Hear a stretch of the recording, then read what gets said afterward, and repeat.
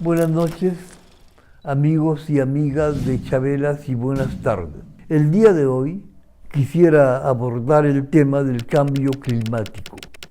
Mucho se habla en este tiempo entre especialistas, personas de la administración pública, sobre el cambio climático. ¿En qué consiste el cambio climático?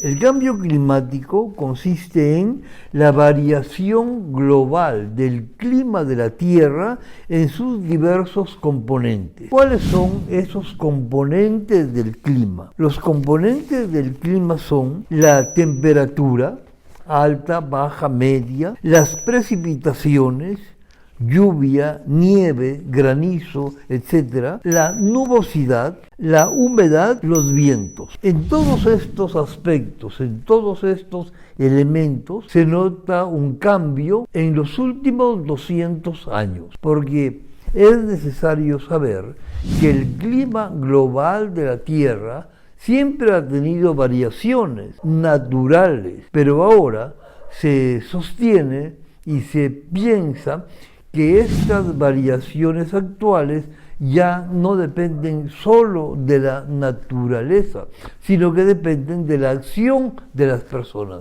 de la acción humana. ¿Por qué?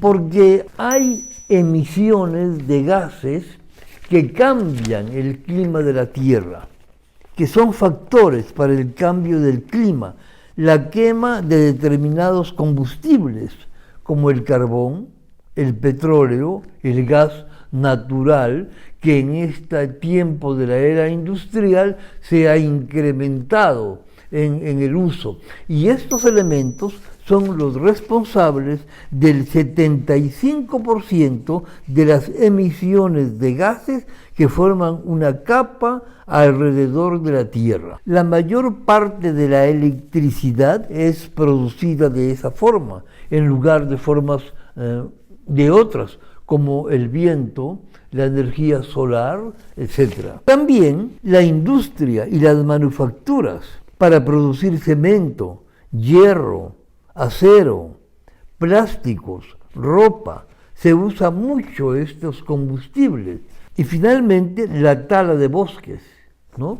La tala de bosques que se hace para la industria de la madera, pero también para cambiar los sembríos en la Amazonía, ¿no? Entonces todos estos elementos conforman los factores para el cambio del clima global de la Tierra. ¿Cuáles son los efectos del cambio climático? La elevación de la temperatura de la Tierra, las tormentas más potentes, inundaciones, sequías, desaparición de especies, porque ya no encuentran su hábitat natural, pobreza, porque estos eventos afectan más a personas que están menos defensas, que tienen menos defensas contra estos cambios, y los desplazamientos. Actualmente ya se considera que existen desplazamientos por efecto del cambio climático.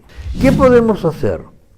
¿Qué podemos hacer nosotros para adecuarnos al cambio climático o para retardar ese cambio, para aminorar la velocidad del cambio climático? Es una tarea, una responsabilidad de los estados, y ya hay diversas acciones, diversas alianzas en la Organización de las Naciones Unidas y políticas públicas que hacen diversos estados para contrarrestar los efectos del cambio climático. También las empresas que cambien su patrón de desarrollo, de uso de energías, y las personas, la sociedad, cambiar el uso de las energías para energías renovables, tanto en el transporte como en la industria y en la infraestructura resistente a las catástrofes. Educar a las personas en este terreno y una urbanización,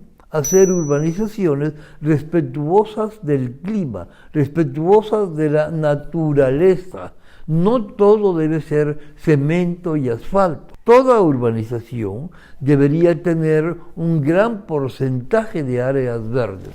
y cuanto más avancemos, más porcentaje de áreas verdes debería tenerse.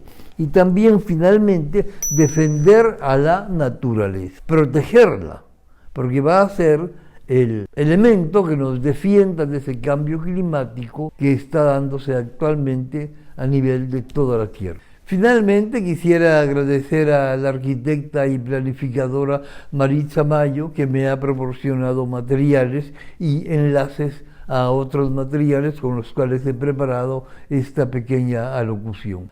Les agradezco de nuevo por el seguimiento que nos hacen, les pido que se suscriban al canal, que compartan, que le den like y que si desean aportar también en el sentido económico, puedan hacerlo a través del Yape y el Blin en esos números que aparecen en el programa. Muchas gracias, amigos y amigas.